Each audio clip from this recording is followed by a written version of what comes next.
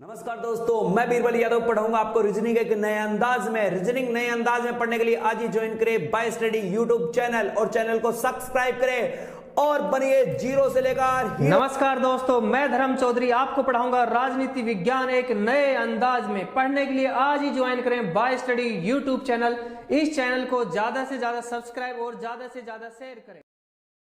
नमस्ते दोस्तों, bye study channel आपका हार्दिक स्वागत करता है, अभिनंदन करता है। बाय स्टडी चैनल के द्वारा आपको ऑनलाइन क्लासेस के लिए वीडियो आपके लिए अपलोड किए जा रहे हैं। हम आपके साथ में यही आशा उम्मीद करते हैं कि आप हमारे इस चैनल के द्वारा प्रतियोगी परीक्षाओं में बहुत सफलता प्राप्त करेंगे और अपना अच्छा परिणाम आप लोगों के द्वारा प्राप्त किया जाएगा, ऐसी हम आशा करते हैं। तो आप इस चैनल का बखूबी फायदा उठाएं और इसकी वीडियो ऑनलाइन क्लासेस का आप भरपूर उपयोग करें।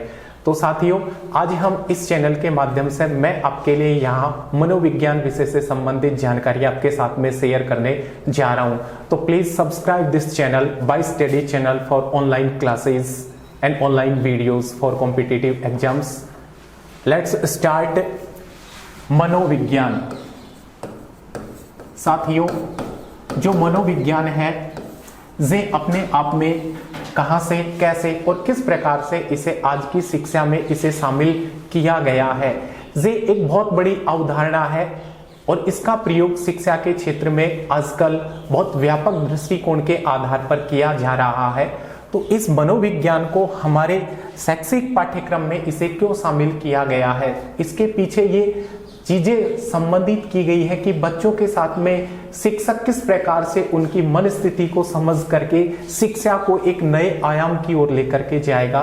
तो उसके लिए अति आवश्यक है कि एक शिक्षक को कम से कम उसे मनोविज्ञान के बारे में जानकारी अति आवश्यक होनी चाहिए। तो साथियों, हम इसके बारे में अभी चर्चा करेंगे, लेकिन पहले हम ये देखते हैं कि वास्तव में ये मनोविज्ञान होता क्या है।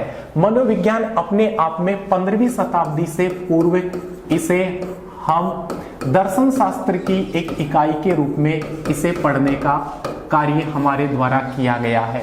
और दर्शन शास्त्र ही अपने आप में सीधे शब्दों में कहा जाए तो दर्शन शास्त्र मनोविज्ञान की जननी कहलाता है। इसे मनोविज्ञान की जननी भी कहा जाता है कि अगर हमसे भी पूछा जाए कि मनोविज्ञान कहाँ से आया तो मनोविज्ञान दर्शन शास्त्र से निकल करके आया है। ये बात साथियों 15वीं शताब्दी से पहले की है, लेकिन उस समय ये सारी चीजें मन, मस्तिष्क, चेतना, व्यवहार, ये सारी चीजें दर्शन शास्त्र के अंतर्गत पढ़ी जाती रही है। लेकिन इसको अगर शाब्दिक रूप में अपन देखना चाहें तो जो मनोविज्ञान है ये अंग्रेजी भाषा के साइकोलॉजी शब्द, अंग्रेजी भाषा के साइकोलॉजी शब्द से बना है और इसी साइकोलॉजी शब्द का हिंदी रूपांतरण ही मनोविज्ञान कहलाता है।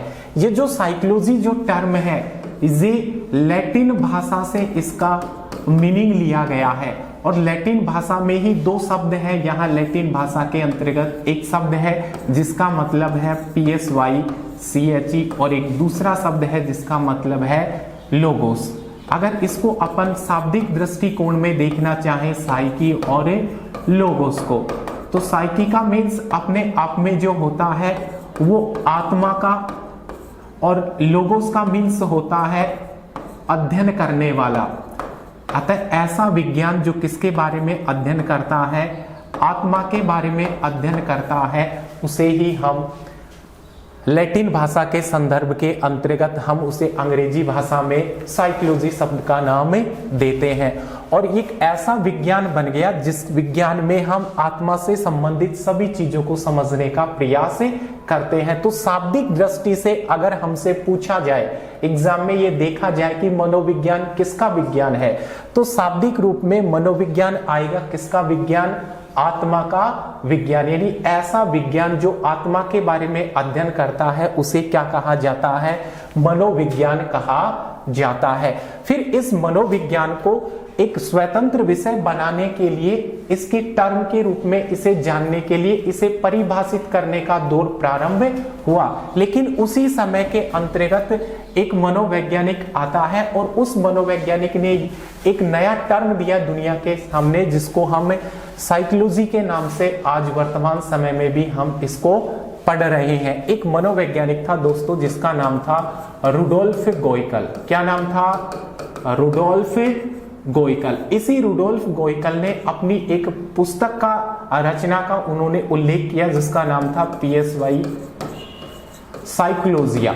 उनकी एक प्रसिद्ध किताब आई साइकोलॉजिया के नाम से, और इसी साइकोलॉजिया को लगभग जब इन्होंने 1590 के अंतर्गत पब्लिश किया गया, 1590 ईस्वी में इनकी एक किताब आई थी साइकोलॉजिया।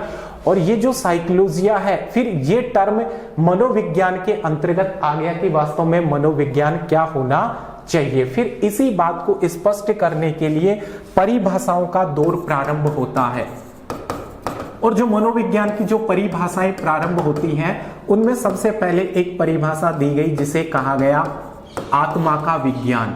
जो मनोविज्ञान की सबसे पहली डेफिनेशन निकल के आई वो आत्मा के विज्ञान के नाम से निकल के आई। दोस्तों ये बात है 16वीं शताब्दी की। कौन सी शताब्दी की? 16वीं शताब्दी में मनोविज्ञान को आत्मा का विज्ञान कहा गया। और ये आत्मा का विज्ञान अपने आप में जिसे हम कहते हैं science of soul, science of soul. और ये साइंस ऑफ सोल की जो अवधारणा है ये यूनान वासियों की देन है। जो यूनानी मनोवैज्ञानिक है उन यूनानी मनोवैज्ञानिकों ने इस अवधारणा को सबसे पहले लिया। किसके नाम से? आत्मा के विज्ञान के नाम से। और यूनानी मनोवैज्ञानिकों में एक विचारक का नाम आता है जिसमें सबसे बड़ा नाम है अरस्तु, या हम इसको अरिस्टोटल भी कहते हैं। अरस्तु या अरिस्टोटल साथियों एक ही है। इंग्लिश में इसे अरिस्टोटल भी कह देते हैं, हिंदी में इसे अरस्तु के नाम से भी जाना जाता है। अरस्तु है, साथ में प्लेटो है, एक इनका साथी और है जिसका नाम है डेस्कार्टोस। क्या नाम है? डेस्कार्टोस। तो इन मनोवैज्ञानिकों ने सबसे पहले मनोविज्ञान को आत्मा के विज्ञान के रूप में परिभाषित किया। जैसे जैसे इस शताब्दी का दौर आगे बढ़ता गया इन मनोवैज्ञानिकों के सामने बहुत सारी चुनौतियां आई, बहुत सारे प्रश्न लोगों ने पूछना प्रारंभ किया कि वास्तव में मनोविज्ञान को आप आत्मा का विज्ञान कह रहे हैं, लेकिन पहले हमें यह स्पष्ट करना होगा कि आत्मा होती क्या है। तो एक बड़ा प्रश्न चिन्ह लगा इस परिभाषा के ऊपर कि वास्तव में आत्मा का विज्ञान होता क्या है। तो बहुत सारे आलोचकों ने इसके बारे में आलोचना करना प्रारंभ कर दी कि बताओ कि आत्मा का रूप कैसा है, आत्मा का रंग कैसा है, आत्मा का आकार कैसा है। तो साथियों जब इस प्रकार के प्रश्न इन लोगों के सामने आने लगे तो इन मनोवैज्ञानिकों ने उस बात को स्पष्ट नहीं, इनके द्वारा नहीं किया गया कि वास्तव में हम मनोविज्ञान आत्मा का विज्ञान कह सकते हैं या नहीं, क्योंकि उस जमाने में इन मनोवैज्ञानिकों के द्वारा आत्मा के रूप, रंग, आकार, इन चीजों के बारे में कोई स्पष्ट अवधारणा नहीं दी गई। और इसी कारण 16वीं शताब्दी के अंत में क्या होता है, इस परिभाषा का लोगों ने खंडन करना प्रारंभ कर दिया कि वास्तव में हम मनोविज्ञान को आत्मा का विज्ञान नहीं कह सकते। और उसके बाद में 16वीं शताब्दी अंत हो जाता है, नई शताब्दी आती है 17वीं, और नई परिभाषा निकल करके सामने आती है। साथियों आज के लिए थैंक यू सो मच। अगली क्लासेज में हम इसी टर्म को और आगे स्पष्ट करने का प्रयास करेंगे। Thank you so much once again. By study channels welcomes you. Please subscribe this channel by study for online video classes. Thank you so much.